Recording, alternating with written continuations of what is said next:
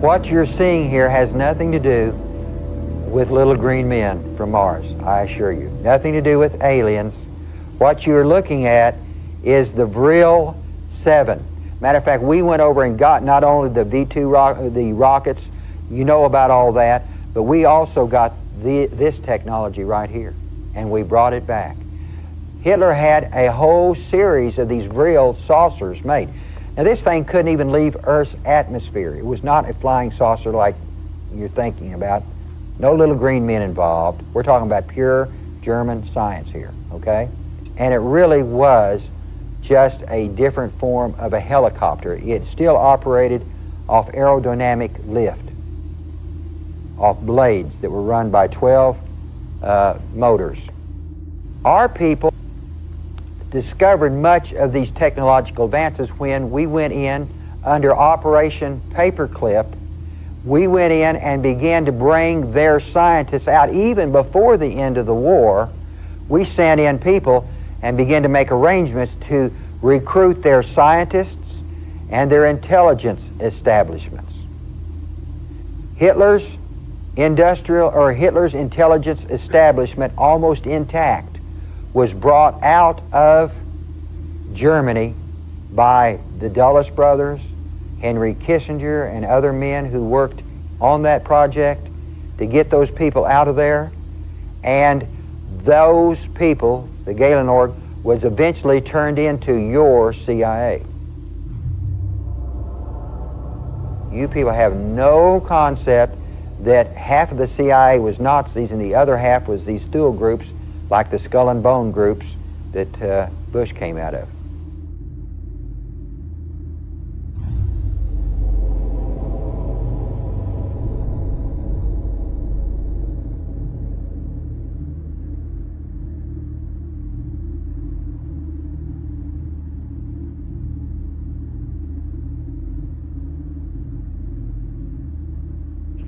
Poquito, arriba. 8, 9, 10, 11, contando toda la cola. 2, 4, 6, 8, 10, 11. Ok, no sabemos qué estamos viendo, son unos objetos nada más luminosos que vienen a la misma altura que nosotros, pero no podemos saber qué están. And so Hitler believed he was receiving instructions from these ascended masters. And these 300 Tibetan priests were doing channeling between Hitler and Tibet using Tibetan tarot cards, and they were leaving their bodies, they were doing astral projection, they were just doing all kinds of different things. The ascended masters are those demigods, those people who have evolved past humanity. And they've evolved so far out there that they're no longer operating in this plane. They're just out there. They operate on a whole new level, a whole plane of existence that we haven't evolved to yet, okay?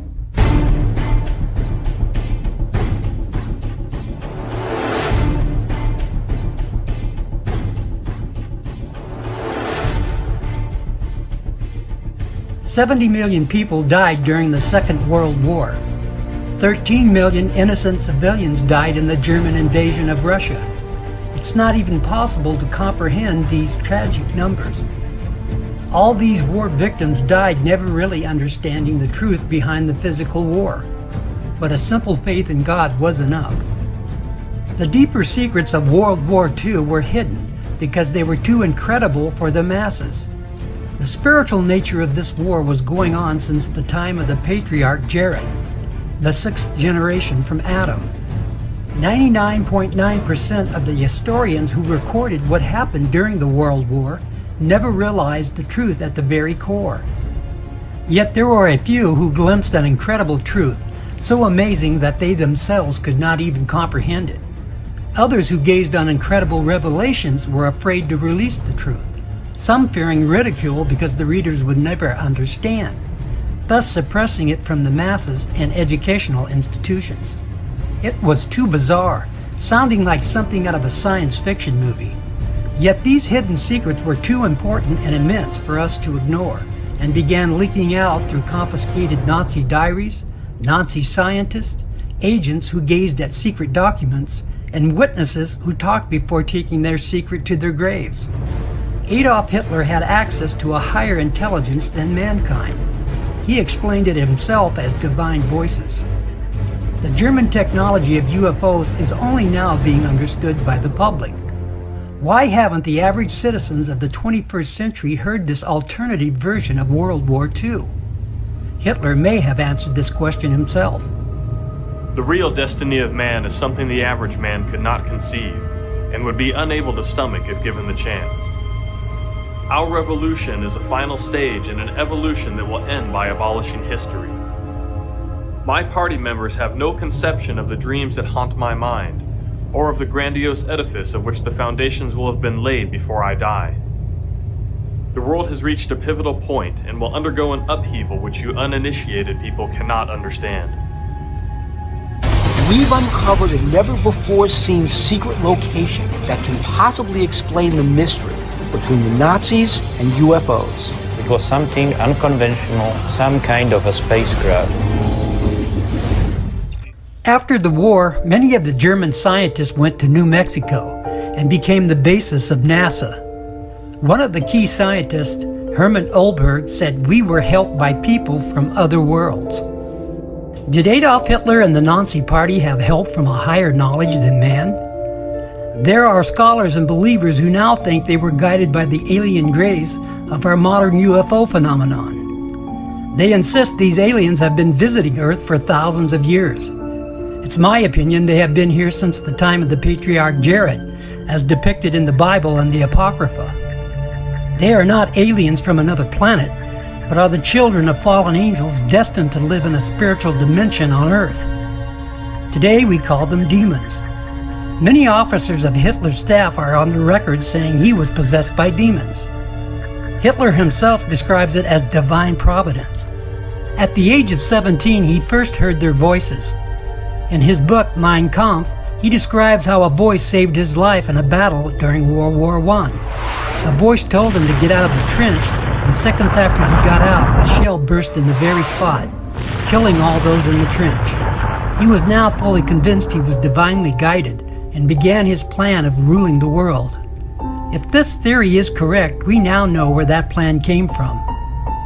It's also an explanation of why and how their technology surged ahead of the entire world. Hitler repeatedly escaped death, repeatedly escaped assassination attempts, and repeatedly attributed his miraculous survival to divine providence and the voice, which preserved him so he could fulfill his mandate and his destiny. Hitler's good friend August Kubizek also heard the voice which spoke through his mouth. As Kubizek later explained, it was like Adolf was possessed by a demon. The following is a quote by Gregor Strasser. Listening to Hitler, one suddenly has a vision of one who will lead mankind to glory. A light appears in a dark window. A gentleman with a comic little mustache turns into an archangel. The archangel flies away, and there is Hitler sitting down, bathed in sweat, with glassy eyes. Francis Poncet, ambassador from France to Nazi Germany, said he entered into a sort of mediumistic trance. Hitler was especially afraid of this entity at night. He would come for Hitler while he slept and dreamed. The German Vril Society is a society interested in what the Vril is. Vril is a notion of a superpower going beyond atomic power, something that has the ability to do all kinds of fantastic things, including those attributed to UFOs.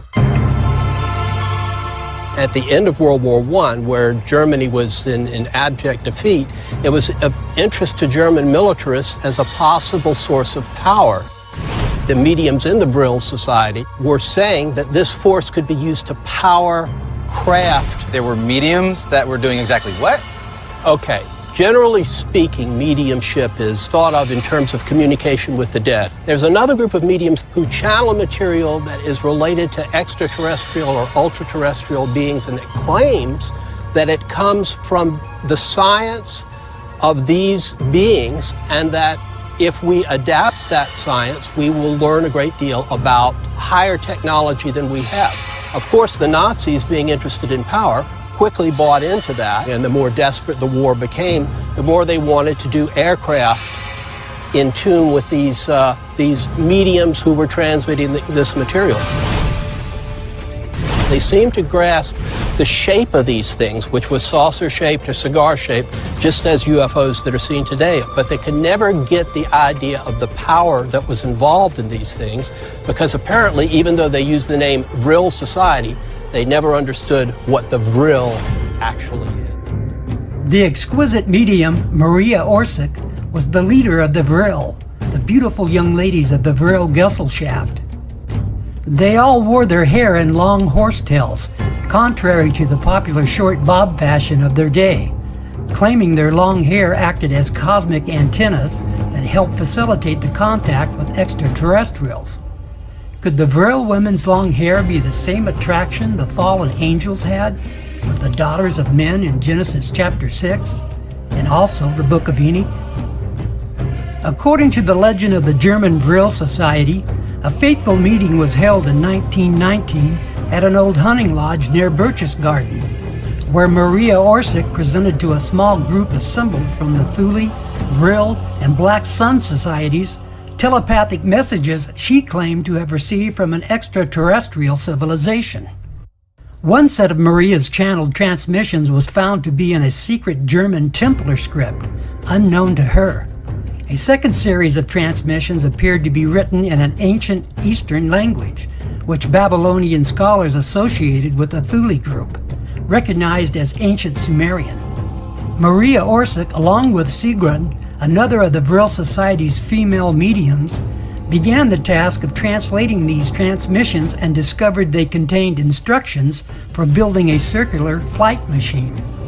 Upon studying these otherworldly esoteric designs, Dr. W.O. Schumann and his associates from the University of Munich realized the channeling actually contained viable physics, and over the ensuing years construction was initiated to make these flying machines a reality. By 1922, development of a working prototype was underway. Meanwhile, Germany saw the inception of the NS Party and Adolf Hitler's rise to power, fueled in part by the utopian visions of a new world order, inspired by the Thule and Vril societies. By 1934, the first manned test flight of the RFZ-1 took place. These ideas go hand in hand with Hermann Ohlberg's statement, "We were helped by people from other worlds." However, these beings were not extraterrestrial, they were interterrestrial. The Nazis were obsessed with advancing their science by any means possible. The Nephilim spirits, as demons now, took full advantage of their desires, and they were using Hitler and the Nazi Party to gain rule over the world. They started feeding the Nazi Party the technology to leap above the other world powers, and indeed, they were 25 years ahead. The saucer rose to the ceiling and remained there. I thought it was something extraordinary. It would never have crossed my mind. You know, I was only used to the idea of normal flying. Young Radu had just witnessed the world's first flying saucer, and this is how it worked. If you draw air down onto a curved shape like a saucer, it follows the surface of that shape. By literally sucking the air from above his saucer so it flowed round and underneath, Coanda found he could both lower the air pressure above and raise it below, causing the craft to levitate. This became known as the Coanda effect. It's the principle at the heart of saucer flight. It was a very simple idea, but of course you had to have thought of it in the first place. There were as many as 15 prototypes that they built, tested, discarded, and went on to the next one. Yes, I saw it. For me, it was something exceptional. Round with the central cockpit made in plexiglass, and with jets all around it that made up the means of propulsion. Luigi Remersa had seen the world's first production flying saucer, and it was a Skoda. Well, you see the pilot drawn in the cockpit. The pilot would drive the disc standing up. This is one of the men who actually helped create that flying saucer. His name, Andreas Epp. Epp had invented a disc-shaped flying gunnery target and sent the prototype to the Luftwaffe High Command, suggesting it could be adapted for manned flight. In an interview recorded before his death in 1997 and never broadcast until now, Epp described how he began to suspect his designs had been stolen. I kept hearing reports that people in Prague were working on the construction of flying discs, and that progress was being made. Furious over being sidelined, Epp drove to the Prague test ground to find out what was going on. I had my Leica A camera with me, and suddenly I saw a flying saucer. It had no wings, absolutely none. I took a photo and wound on the film, but it was already directly over me. Then I took a second photo, and I could see it was a flying saucer. It actually flew and flew pretty well. This is what the German saucer looked like. It was based on the flying saucer principle, the effect discovered by Henry Coanda, whereby the ship created an area of low pressure above it and literally sucked itself into the air. But it combined this with other new technologies, such as the helicopter and the jet engine. It was fast, versatile, and could potentially carry a heavy payload of bombs underneath. These saucers worked in one sense almost like a helicopter in that they had rotating vanes. The vanes would rotate underneath the saucer and were powered by a jet, the same jet that moved the saucer forward, would be directed up to spinning these vanes to give it lift. They were to be used as a bomber. Every machine built in those years was a war weapon. What was to be the final battle of the Third Reich? There is an overwhelming amount of evidence of a German flying saucer. There is also much evidence and a paper trail to prove the Americans and Russians had successfully created their own saucers after the war. Perhaps the crash at Roswell was indeed a flying saucer. Los Alamos, White Sands, and Red Canyon are all in the area of Roswell, where the German scientists had been stationed. This would account for a small portion of UFO reports, but they never mastered the propulsion engineering. Did the Nephilim spirits give this technology to the Germans, disguising themselves as aliens from another planet? The majority of Hitler's staff were not convinced. They are on the record saying Hitler was possessed by a demon.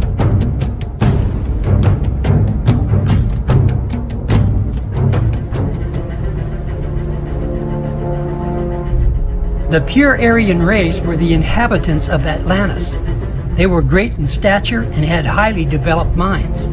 This is the very description of the Nephilim, and both of these races claim they were destroyed by the Great Flood. The Nazi Party was not only convinced they were descendants of this race, but set out to prove it. The Nazi archaeologists were searching worldwide to find traces of this race as proof of their claims.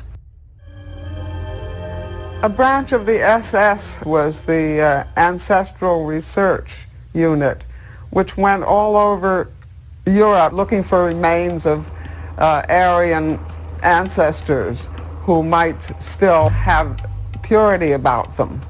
Another thing they did was go to Tibet to see if they could find out how the Aryans had conducted themselves, what they could learn about that. The whole thing strikes me as a farce. The sight of these SS people in their uniforms with swastikas on their sleeves, standing in the middle of Tibet looking for the master race. Just like the Nephilim, they were altering the genetics of man to produce this hybrid Aryan culture again. They were also murdering all those who didn't fit into their society. The occult groups that began in the late 19th century all talked about the coming of a Messiah And it very likely was Hess who suggested to him that he could now become the Messiah that everybody was waiting for. The Nazi doctors at the death camps tortured men and women and children and did medical experiments of unspeakable horror during the Holocaust. Victims were put into pressure chambers, tested with drugs, castrated, and frozen to death. The children were exposed to experimental surgeries performed without anesthesia. There were blood transfusions from one to another, isolation endurance, and reaction to various stimuli. The doctors made injections with lethal germs and did sex change operations and removed organs and limbs. The angel of death, Joseph Mengele, carried out transfusions, sewed twins together, and castrated or sterilized them. Many twins had limbs removed in macabre procedures. Hitler was clearly ushering in a new religion. There would be a new man created and a new civilization. The Nephilim demons have always been performing these types of genetic and torturous experiments on man. They are the very reason the world was destroyed by water. Now as spirits, they were communicating these ideas to Hitler and the SS party. The Apocrypha and early Jewish writings tell of genetic manipulation by the Nephilim and their fathers, the fallen angels. Enoch says their imagination was the only limit. This explains the unspeakable atrocities performed by the Nazi party. The Nephilim are still performing these genetic alterations, but now they are known as alien greys, arriving from another planet and here to help man.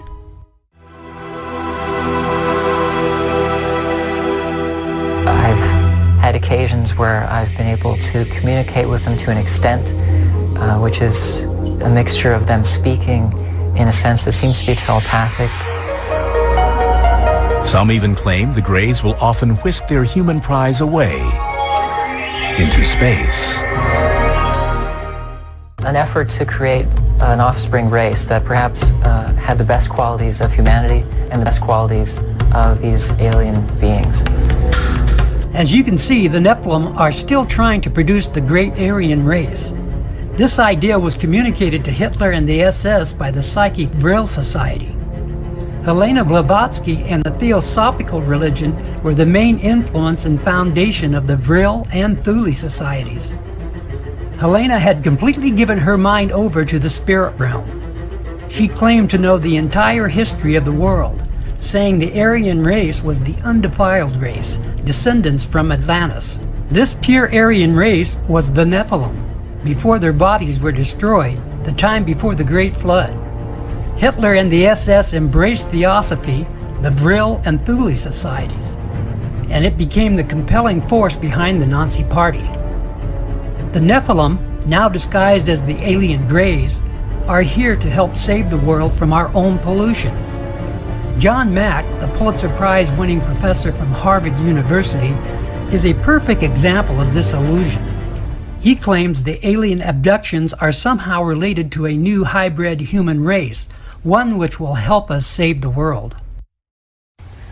Well, Elizabeth Sahtouris at the conference said that if one were to put oneself in the position of an alien or some visitor from outer space and look at the Earth, they would see that what we were about was destroying the greenery and the life of the planet and making it into a desert. That seems to be what we're good at, or what we're doing.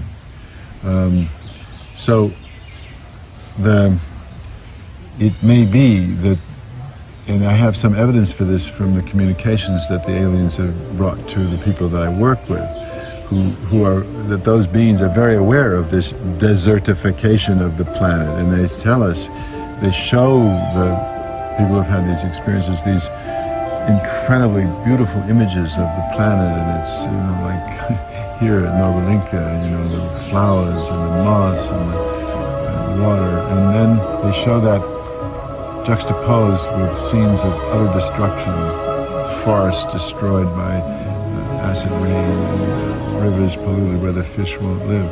And so the beings convey through those images to the experiencers that we are in fact destroying life on the planet. They don't pull any punches about that. They're very direct in communicating that to, as soon as the consciousness is opened up through the experiences, then that information comes in. So it is very much related, in my view, to the ecological crisis that this is happening now. In fact, the Dalai Lama said something to that effect in 1992, where John Mack, said, in his own words, embraced this deception. Do not be deceived like him. Christ is the Savior, not aliens, who are really just demons in disguise. John Mack was killed in 1994 by a drunk driver. His life choices are now set for eternity. May God have mercy on his spirit. 1970s. I remember a song that came out talking about the age of Aquarius. Mm-hmm. And since then, we've seen the development of the New Age. And I wondered if, back when you were involved in spirit worship, if they talked about New Age at all. Oh yes, it was a big thing that was coming up. One of the major deceptions of the last days. And the priest told us, we talked quite a while, and then he said, could I have a little bit more of your time? I want to do something very fascinating. He says the grain plane, the master's grain plane, for harvesting the nations, for harvesting the multitudes of the earth into his cause, just before the close of the great controversy between the forces of good and evil. So we continued, after we expressed ourselves that we're deeply interested to know more about the activities of the spirits. And he said it's going to be done in a unique manner. This grain plane is going to take people are going to eat the stuff. Because he says spirits, demon spirits, will declare themselves to be inhabitants of far distant planets in the galaxies that are coming to warn the inhabitants of planet Earth of the impending destruction of the planet unless something seriously proper is done to avoid it. And he went on saying that they will claim to have out-of-body experiences. Are you familiar with out-of-body experiences? I've read about them. In other words, so there's some persons are supposed to be able to, they believe in their immortal soul. Astral soul projection. Yes, right. Goes into different parts of the world and sees things and come back, and then they write all about it. I've heard of that. So, due to the fact that the millions of the earth people believe in people having an immortal soul, he says it'll be readily accepted when the spirits will, through a trance medium, converse with influential people of the land, you see. Now, what is a trance medium? It's a channeler today. What is known today as a channeler? Channeler, yeah. Okay. Shirley MacLaine's experience of getting involved with spiritism and with the supposed inhabitants of far distant planets in the galaxies, I taped the whole thing. It's 3 hours. And you were hearing the fulfillment of what this high priest had said 45 years ago. Yeah, exactly. So he went on explaining about the fact that the spirits will show themselves willing to give valuable guidance that will not only help people avoid the destruction of the planet, but it would cause them to enter into a higher state of existence. For instance, he said the spirits will promise, and this is a big word, promise, that if their recommendations are followed carefully, they will usher in a glorious new age of peace and prosperity, and there'll be there'll be no more wars, you see. There'll be no more famines. There'll be no more people getting unhappy with one another. Neighbors will love neighbor, and social unrest will not take place no more. There'll be perfect happiness for 1,000 years. That's what the Spirit is going to promise. Almost like the Garden of Eden created all over again. And now we find that a lot of preachers are preaching the great age of glorious new age of victory over wars, victory over social unrest, victory over famines, and victory over all kinds of and he used the words new age to describe what was coming. It would be a glorious new age, yeah. And this is exactly what the movement is all about today. Some channeled entity, some Christ, some priest, some preacher, some deity, some prophet is our Redeemer that excuses us from living life. We have missed the message. Why don't we learn to think on our own and find new benefactors for that greatness? Genius, you know, it is that which is not mediocrity, is not predictable, is not funded, is not hired. It is that which can dream beyond the paradigms. You have the ability to be a genius. And did you know that every dream that you dream should never be put aside as imagination? That every dream is the next step of your evolution. And Ramtha gives us permission. He first says, you are God. Now let's get about learning how to be that. Religion is no longer sacred. Everyone questions the church. They should. Everyone questions the meaning of life, and everyone questions the direction that science has taken. And when you do that, it is an age of enlightenment. We cannot have. Enlightenment does not come on the heels of the Black Plague. No, that is not enlightenment. Enlightenment comes on the heels of plenty. Because only when you are gluttonous to everything and you question everything are you ripe to know what you have never known. So forget about the past and live today on the wisdom, the virtue of what you've gained. You don't have to feel guilty about your life anymore. I would love someone to stand up and say, God doesn't live outside of you. God is you.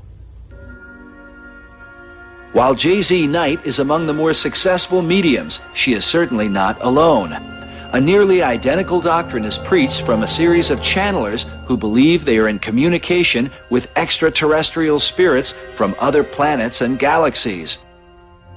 In the documentary UFOs and Channeling, the late actor Telly Savalas reveals that the purpose of channeling these alien entities is entirely consistent with the purpose of the New Thought New Age movement, to change the thinking of mankind. Tonight, we're going to show you some film that may change the way you think about life. Change the way you think about life. Next, we are introduced to a woman who channels a spirit, calling itself Leah.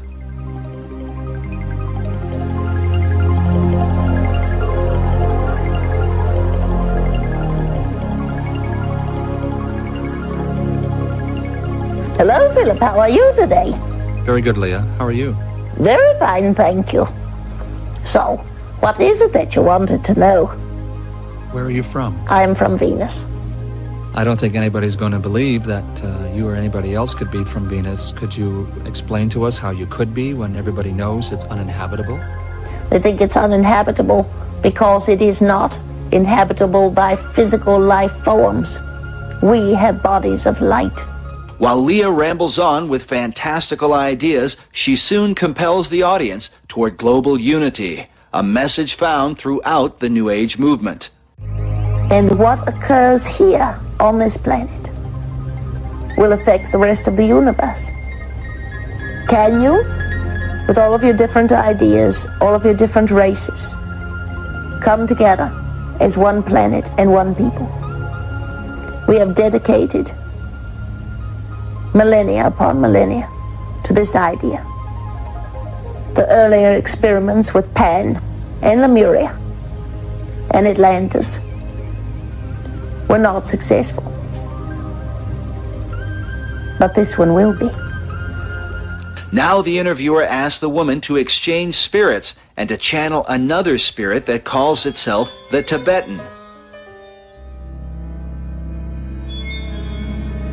Tibet is an often referred to hotspot for New Age empowerment. Hitler's Nazi occultists went to Tibet thinking to find their ancient Aryan ancestors. Listen carefully to the Tibetan's message as he refers to the great I Am, the name God reveals in the Bible to describe himself. I am the Tibetan, and I have come during this time continuum to discuss with you the idea of the only question in the universe. And that question is, what is? And the answer is, I am. For all things that are created, that were created, that shall be created, fall under the question, what is? And you, each and every one of you, are that answer, and that answer is, I am. I am is also the name of the creator of this universe. That is all. I relinquish control to the entity, Leah. As the entity Leah returns, she confirms the "You are God" message and refers to the new race that will arise through the New Age movement. Most New Agers today do not realize that this new race is identical to the master race prophesied by Adolf Hitler, a race of so-called supermen who will be their own gods, having rejected the one true God of the Bible. This new age is where there will be a race on this planet and throughout all galaxies. And the name of that race will be peace. It's been wonderful spending some time with you. As you take this little piece of information with you, know that you are never alone. You are all connected to the creative source of this universe. And nothing can stop that flow except your denial that you are God. To understand the New World Order and the New Age worldview, we must go back into history and examine its origins. But first we must define our terms. By New Age, I am speaking about a worldview that has many facets and components, such as astrological and zodiacal beliefs in the New Age concept, channeling higher powers to achieve knowledge, meditation, the belief that all is one, or forms of monism, the belief that we can attain godhood, esotericism, or in other words, reinterpreting ancient texts to find hidden meanings and unify all religious belief into one, the belief that we need a one-world system for the coming age of Aquarius. By New World Order, I am talking about a political agenda to create a one-world system, one-world government, one-world economy, unity of humanity into one organism, control over humanity, and submission of the masses.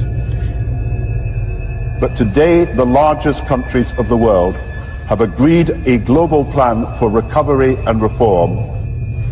I think a new world order is emerging, and with it the foundations of a new and progressive era of international cooperation. To understand what is going on today with respect to the New World Order and the New Age movement, we must have recourse to the 19th century organization called the Theosophical Society.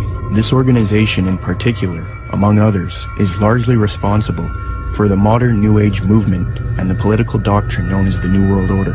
The founder of this organization was a woman named Helena Petrovna Blavatsky. Born August 12, 1831, Helena Blavatsky was very interested early in her life in the supernatural and the mythological. From 1848 to 1858, Blavatsky would travel the world to ascertain an understanding of the religious traditions of the world. She claimed to have traveled to South America, Egypt, Canada, France, Greece, Mexico, Tibet, India, Germany, and England during this time. It is said that during this travel she learned many mysteries, secrets, and occult knowledge from every walk of life. With all of this new esoteric information in her mind, she moved to New York in 1873. Then in 1875, she formed an occult organization called the Theosophical Society. She founded this society with two men, Colonel Henry Steele Olcott and William Quan Judge. According to Olcott, Theosophy already had thousands of members and branches all over the world by 1885. After New York, Blavatsky and Olcott established the Theosophical headquarters in India, and the membership roster grew increasingly as time went on. Blavatsky's influence came from her writings. Her first book was entitled Isis Unveiled, published in 1877. She started a magazine in 1887 called Lucifer Magazine. Her principal work, The Secret Doctrine, was then published in 1888. She then wrote The Key to Theosophy and The Voice of Silence. These works are now famous, and contained in these writings are the doctrines that helped mold the New Age movement to what it is today. It is said that part of Blavatsky's book, The Secret Doctrine, was channeled to her through an ascended master or highly evolved being called Kuthumi, who spoke to her. Belief in these ascended masters who communicate to humanity is very crucial when studying the New Age. We are, of course, the Pleiadians, and as we've said, it is our pleasure to be here at this time to communicate with you, to give you an opportunity to understand our energy and who we are. This one that speaks through us, we call her our vehicle. She has given you an opportunity to listen to her interpretation of what she feels is taking place as a result of our contact with her. Allow us to communicate an idea to you, once again, that we would like to call the span. This involves the idea of a span of time and timing that is now upcoming on your planet. Although many direct experiences with these entities do seem to entail dread and negativity, there are plenty of accounts of positive experiences. Most of these experiences are found within the New Age movement, where the experiences are not direct physical contact, but rather spiritual through a process called channeling. This is where the person willingly invites entities who are referred to as the higher self, ascended masters, higher spiritual beings, extraterrestrial entities who are communicating telepathically, entities of higher densities, and a number of other alleged beings who are more evolved than human beings.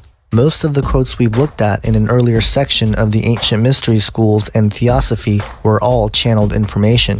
In the case of Helena Blavatsky, the entity she channeled was named Kuthumi and El Mura, both of whom were considered ascended masters from northern India and Tibet.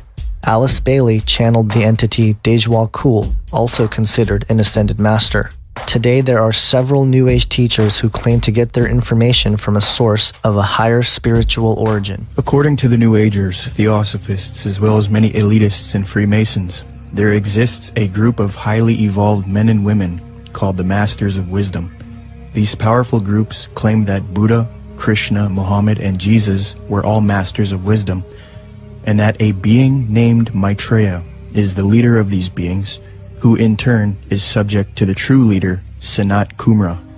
New Age Theosophist Dane Rudhar concedes that the leader of the Masters, Sanat Kumara, is in fact Satan, according to the esotericists. Quote, Satan is an anagram for Sanat Kumara, who in the esoteric philosophy of India is the Promethean being who gave mankind the fire of self-conscious and independent individual selfhood, unquote. John Michael Greer in the New Encyclopedia of the Occult notes, quote, Satan has a possible echo in theosophic lore, where the Lord of the world, the spiritual ruler of the earth, and the head of the Great White Lodge is Sanat Kumara, a lord of the flame who descended to earth from Venus in a fiery chariot some 6 million years ago, unquote. Helena Blavatsky taught her students that it is actually Satan who is God, the Messiah, and that Jehovah is the evil one. She stated, quote, It is but natural, even from the dead letter standpoint, to view Satan, the serpent of Genesis, as the real creator and benefactor, the father of spiritual mankind. For it is he who was the harborer of light, bright radiant Lucifer, who opened the eyes of the automation created by Jehovah, as alleged, and he who was the first to whisper, In the day ye eat thereof, ye shall be as Elohim, knowing good and evil, can only be regarded in the light of a savior, an adversary to Jehovah, the personating spirit. He still remains in esoteric truth, the ever-loving messenger, the angel, the seraphim and cherubim, who both knew well and loved still more, and who conferred on us spiritual instead of physical immortality. The theosophist H. Alexander Fusel seeks to deify Satan. Quote, Satan, then, was originally a divine being destined to carry light and life to the netherworlds. He stands for the gift of free will and self-conscious mind to man, a power which at once seduces and uplifts man, for with free will comes the power to go astray. Satan is therefore man's teacher. This is Edward Alexander Crowley, also known as Aleister Crowley. He styled himself the wickedest man in the world. He believed himself to be the great beast, and he changed his name to Aleister Crowley, so it would add up in both English, Hebrew, and Greek Kabbalah as 666. In 1904, Crowley had a communication with an extraterrestrial being named Ewas. And this being, through his wife, kind of a channeling type operation, brought forth a book that was called the Book of the Law in 1904. And this book declared that the slain and risen God, i.e. Jesus, had stepped off the throne, and that a new God, the crowned and conquering child, was taking his place. Crowley's most renowned work, and one whose composition is worth understanding in the context of our study. While visiting Egypt in 1904, Crowley's first wife, Rose, began going into spontaneous trances, muttering things like, "They are waiting for you," and "He who was waiting was Horus." Intrigued, Crowley and Rose went to visit the Cairo Museum. From a distance, she spied a glass case and exclaimed, There he is." Upon inspection, the case did contain an image of Horus painted on a wooden stele. But what particularly stunned Crowley was its exhibit number, 666, his number, the number of the beast. Convinced now that something supernatural was happening, Crowley went back to his hotel and performed a ritual, summoning this higher power. Over 3 successive days, beginning on April 8th, the book was channeled through Crowley while in a trance. And the content of this revelation? "I am the snake that giveth knowledge," the Spirit said. "To worship me take wine and strange drugs, whereof I will tell my prophet." Falling on precisely the wrong side of the Bible's account concerning the fall of man and Satan's role, this snake spirit begins the revelation by telling man that he is a god, that reality is essentially an illusion, sin a myth, and that ethically there's no greater commandment than the law of Thelema, Greek for will, as famously stated in the 40th verse of chapter 1. "Do what thou wilt shall be the whole of the law." Marilyn Manson noted the universality of this satanic ethic when he observed, "The idea of Antichrist is an unspoken knowledge that every person has. It's just the acceptance of yourself as a powerful being who can make their own decisions. It's not someone with a 666 on their head." And Satanism is about worshiping yourself because you are responsible for your own good and evil. What would you define being a Satanist as? Worship of themselves. You're worshiping yourself when you worship Satan. Aleister Crowley stated it this way in his infamous Book of the Law: "Every man and every woman is a star or a god." This man channels a spirit calling itself Bashar, who seems to hold his audience spellbound as he tells them they are equal to the creator of the universe. That you are all made in the image of the infinite creator, and what that means is you are all infinite creators. We thank you. My question is, who were and are Jesus, Mohammed, Krishna, Buddha, and why does it seem that they've been carjacked? I do not believe any of them drove an automobile. I mean by religion, what we perceive as religion. Yes. They are reflective representations of the collective consciousness. In a sense, you could say they are the world spirit, the world soul. Does that make sense, first of all? They are reflections of the world spirit. Your entire planet's oversouls all collected into one expression. Each of those are reflections of that idea. Each and every one of them fundamentally were telling you the same message we're telling you now. You are also Christ's, Buddha's, Krishna's, Muhammad's, Wavoka's. You are all the same as them. Every single one of them said that to all of you. Let us alone! What have we to do with thee, O Jesus of Nazareth? Thou come to destroy us? I know thee who thou art, Holy One of God. Hold thy peace and come out of him.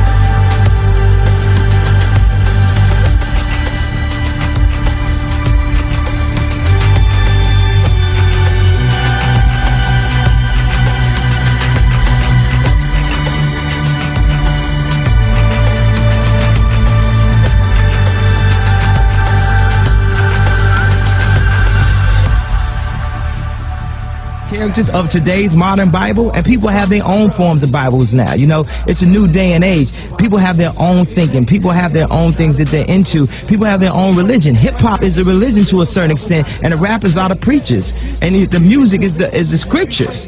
You know, it's just like church, because you go to a concert, you raise your hands in the air, you get dressed up.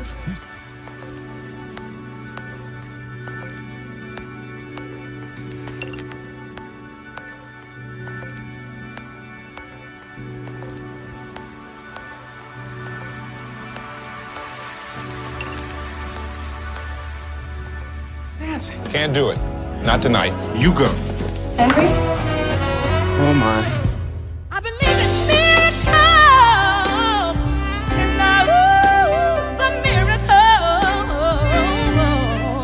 From director Penny Marshall. You get out as much as I do. Oh, less, even less. I guess I don't have to ask if you had a nice time. We had fun. Remember what that used to be? Denzel Washington. Now, I've seen the way she looks at you. Really? I mean, really?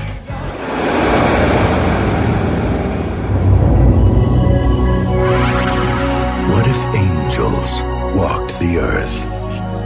Here, among us, silent and unseen. That doctor in the operating room, she looked right at me. And one of them... No one can see you unless you want them to. ...fell in love with one of us. And if I want her to? What do you want to do? To help her.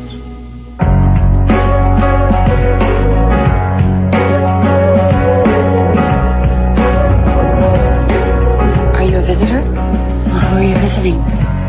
You. If you met the one you were meant for... I got this feeling that there's something bigger out there. There's something bigger than me and bigger than you. Close your eyes. But you could not sense their touch. I wait all day just hoping for one more minute with you, and I don't even know you. You could not feel their kiss. Did you feel that? No. And you could not trust your eyes. I want to see you. Would you still believe Let me see you. in love? I don't understand a God who would let us meet if there's no way we could ever be together. I don't wanna wait for our lives to be over. I want I'm in love with you. will it be?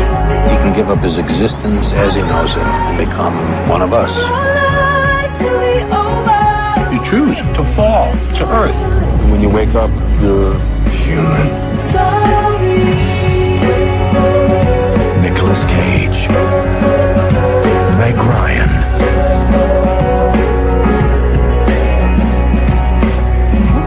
City of Angels. When I invited to the other side of sanity, they calling me an alien, a big-headed astronaut. Maybe it's because your boy Yeezy get ass a lot. You're so hypnotizing.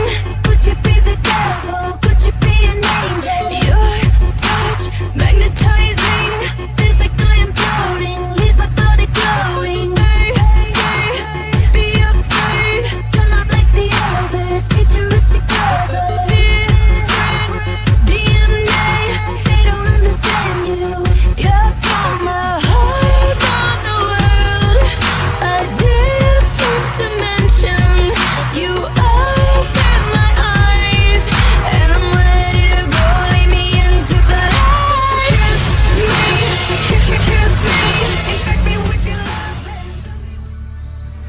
This is the manifesto of Mother Monster. En route, a government-owned alien territory in space, a birth of magnificent and magical proportions took place. But the birth was not finite, it was infinite. As the wombs numbered, and the mitosis of the future began, it was perceived that this infamous moment in life is not temporal, it is eternal. And thus began the beginning of the new race, a race within the race of humanity, a race which bears no prejudice, no judgment, but boundless freedom.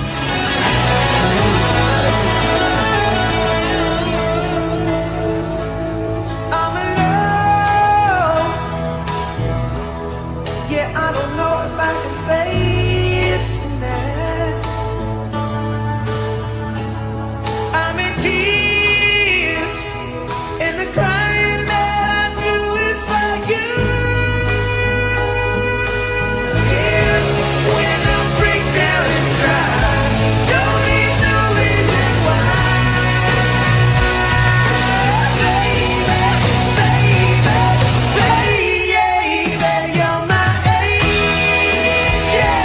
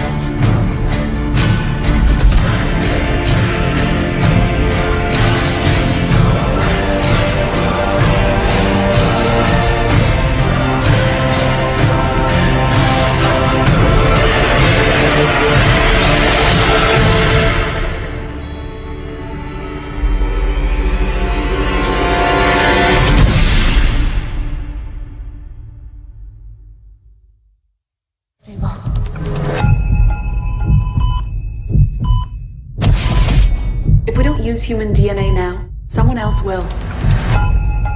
Regulators and politicians, they tear us to pieces. Millions of people are suffering and dying. What are the moral considerations of that? This is illegal. We're gonna go to jail for this.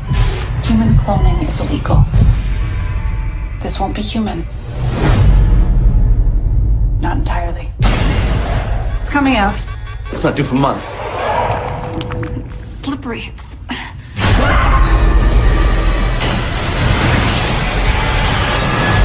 What was that?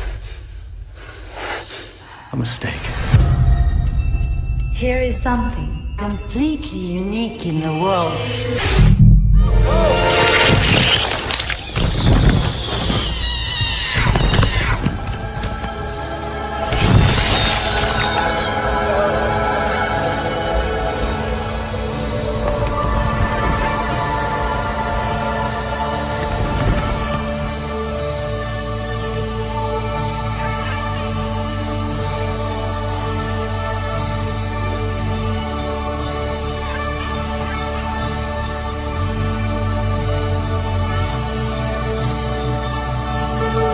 One abduction experience we had, both of us, and both of us remember this too. I was laying in the bed, my husband and I was laying on my right side. And all I could see, when I opened my eyes, all I could see was this red light above the window, and I could see my husband's shoulder, but I was like paralyzed. His skin looked like elephant skin, and he had the big bulbous head with the big wraparound eyes. As an honest researcher, I realized that I couldn't just count these people out because the stuff that they had was so bizarre. Whenever I went on board ship, the alien he got really mad at me because I had had my tubes tied after my daughter was born. He said, well, it doesn't make any difference because I can do it. Well, I honestly believe the next morning when I woke up, I was pregnant.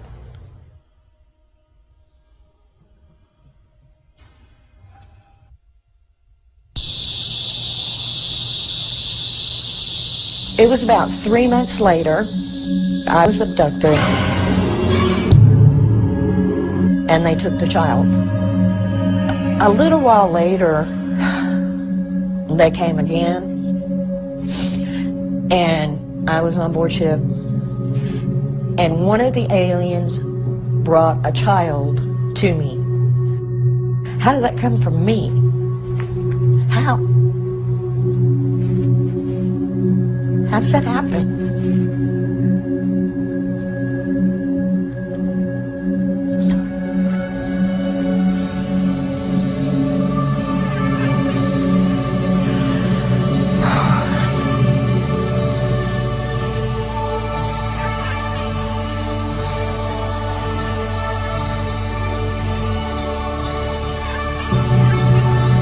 Most of the researchers in the realm have said it wasn't possible to stop an experience. Knowing that, I called some of the leading researchers in the country. So I said, guys, I've got a very unusual case here.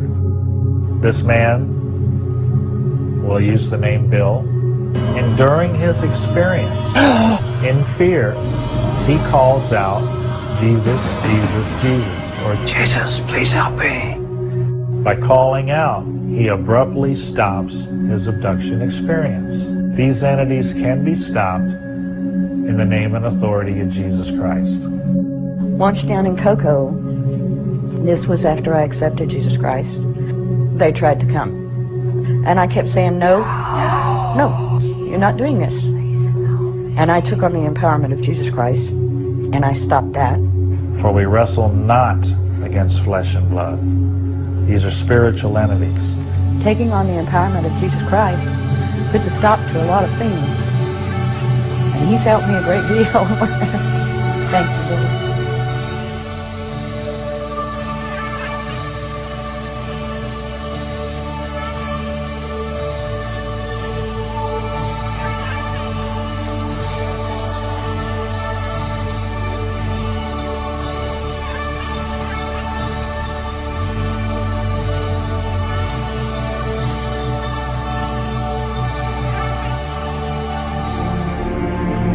At the end, in a place called Harmageddo, Christ comes to conquer the world.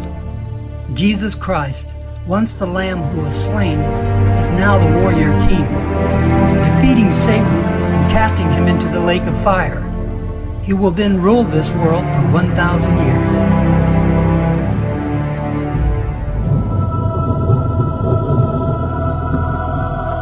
I saw heaven open, and there before me was a white horse, whose rider is called Faithful and True. On his robe and on his thigh he has this name written, King of Kings and Lord of Lords. Christ, who has returned in glory, judges the godless nations. From his holy city, Jerusalem, he will reign triumphant, and his kingdom will become eternal. The unholy Trinity is crushed. Satan is forever banished.